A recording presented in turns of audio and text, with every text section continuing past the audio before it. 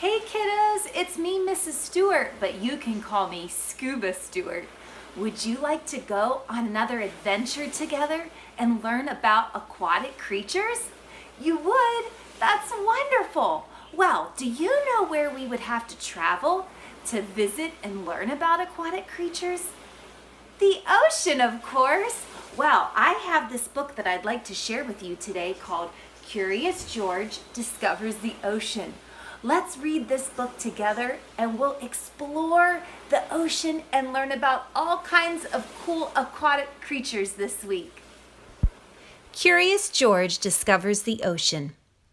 George was a good little monkey and always very curious. Do you want to hear about the time George discovered the ocean? It's hard to believe, but the story starts in the sky. George had always dreamed of flying, so this was his lucky night. "Sorry to pick you up so late," Professor Wiseman said, "but a miniature weather satellite just crashed from space. It needs to be found right away, and I think you can help."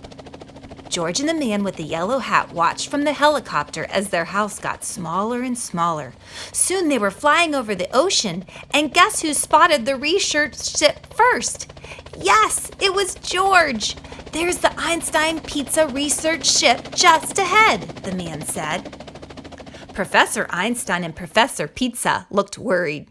They explained the situation to George. The satellite splashed down close by, but no one is sure exactly where. It might have broken the crash. That doesn't sound good, does it? What if the information and photographs the satellite had gathered were lost? "Should we help them look for it?" the man asked. George couldn't wait to begin. If they were going to search the ocean floor for the satellite, they would need to take Pizza and Einstein's submarine. First a helicopter and now a sub? Today was turning into a big adventure. Did you know? Sub is short for submarine.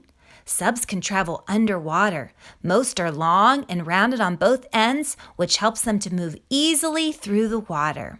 Subs can even be smaller than the one George rode in, with room for only one person to travel for just a few hours. But some subs are longer than 500 feet and can stay underwater for up to 6 months. What do you think George saw through the sub's windows? There were so many things to look at. Fish, plants. "Okay, George," the man said. "Keep your eyes peeled for that satellite." George tried to pay attention. Soon the submarine sonar began to beep. Had they found the satellite already? "That's not the satellite, George," Professor Wiseman said. "Look!" The sonar had found a giant sea turtle.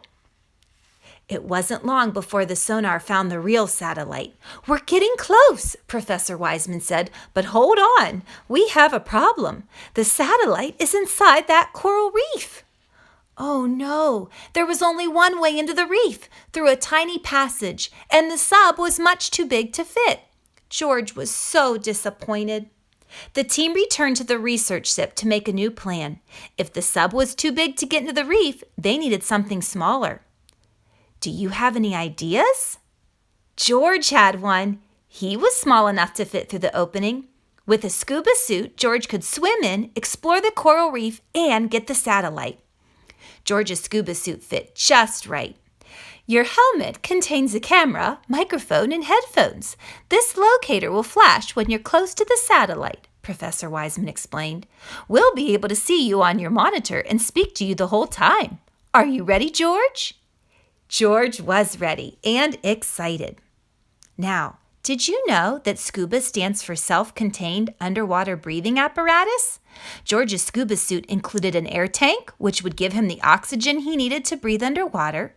The wetsuit would keep him warm in the cold ocean. And if you've ever swum underwater with your eyes open, you know that George needed a mask to keep his eyes clear so he could see. George also had some swim fins on, which helped him to swim really fast. He swam over and around the coral reef until he spotted the opening. "You found the opening, George!" He could hear Professor Wiseman's voice loud and clear through the speakers in his helmet. "You should be able to swim right through."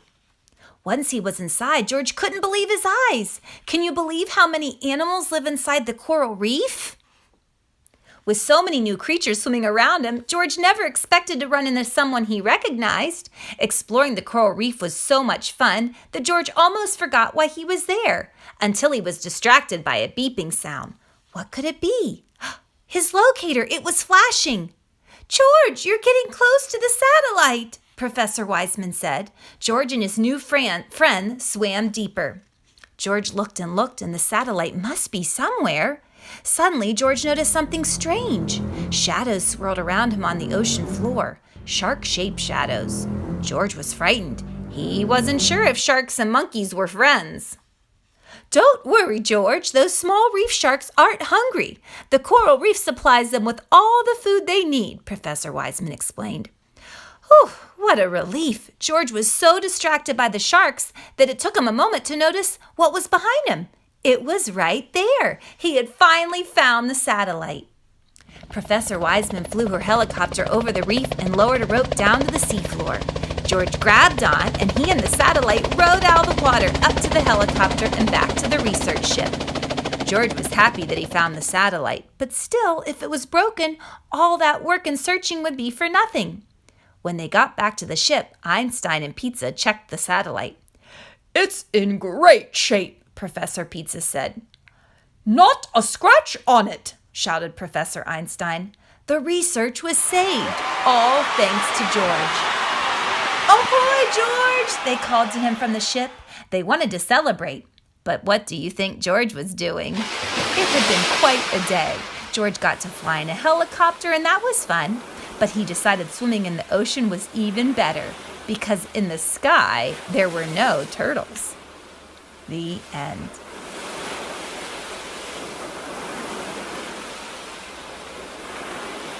Oh, don't mind me, kiddos. I'm just pretending to be a scuba diver, just like Curious George in our story. We're going to have lots of fun these last 2 weeks of school as we explore the ocean and learn about aquatic creatures.